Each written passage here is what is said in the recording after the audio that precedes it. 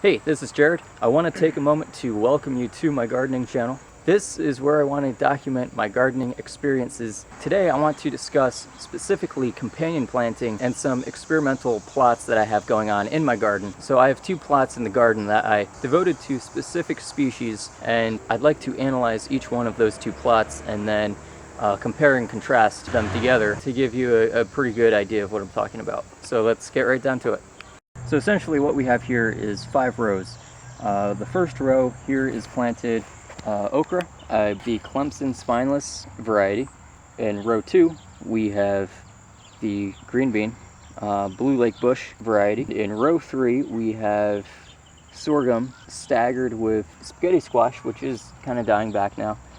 And then of course row 4 green beans, and row 5 okra. So essentially the sorghum is a C4 photosynthetic plant. This means that, like its relative corn, it uses a different pathway than some other commodity crops to accomplish photosynthesis. And this pathway also makes it a lot more efficient. So the sorghum, also like corn, is to help build the soil carbon content. With its root systems, it's also able to help to break up compacted soil and provide aeration so that we can have more of a balanced bacterial and fungal network going on. The green beans, of course, they facilitate nitrogen fixation by harboring the mycorrhizal fungi. So we've got a carbon source, we have a nitrogen source, and then the spaghetti squash provides shade and help suppress the weeds while everything else was growing. So the spaghetti squash was a little anemic this year because the current soil chemistry wasn't the best match for it. Nevertheless, it was still able to produce a fairly good yield of squash, and that will probably be ready to harvest in a couple of weeks. The okra I planted on the 2 outside rows, and okra is generally a fairly compatible plant with most garden plants. It's not too picky with what it's growing next to. You just have to make sure that it has ample sunlight and should do just fine. These aren't the largest okra plants, but they're reasonably productive. I've already been able to harvest a substantial amount of okra pods the last couple of weeks, and that has done just fine. So this companion planting set is, you could probably tell, loosely based off of the Three Sisters method, where you have the corn, beans, and squash.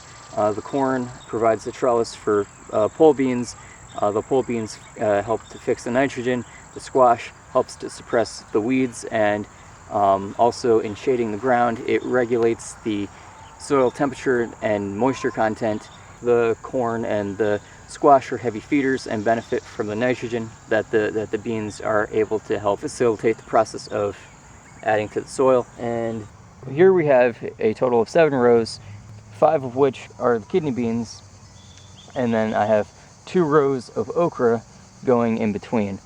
This plot didn't quite work out quite as well. I found that initially when the kidney beans sprouted, they grew quite fast and they shaded out the okra seedlings, which can take time to develop and grow before they begin producing pods. And the kidney beans ended up outcompeting, and now that they're beginning to die back, the okra has begun to emerge. But nonetheless, they are somewhat stunted from the lack of sunlight and growth potential from earlier on in the season. So this plot of okra has not been as nearly as productive as the other plot that I showed you. You know, we're able to get a few pods here and there, but you know, nothing much. So of course I should mention that the garden that I have here is in Pennsylvania, zone 6A.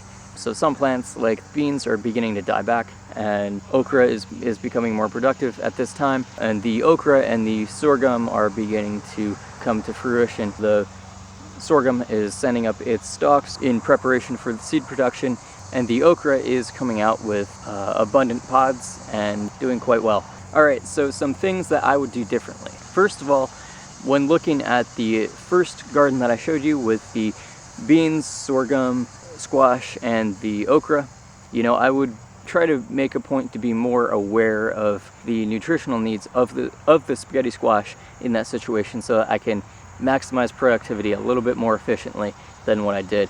I did manage to have a relatively productive crop but a lot of the squash were kind of small, and the vines were not quite as enthusiastic as they had been in previous years.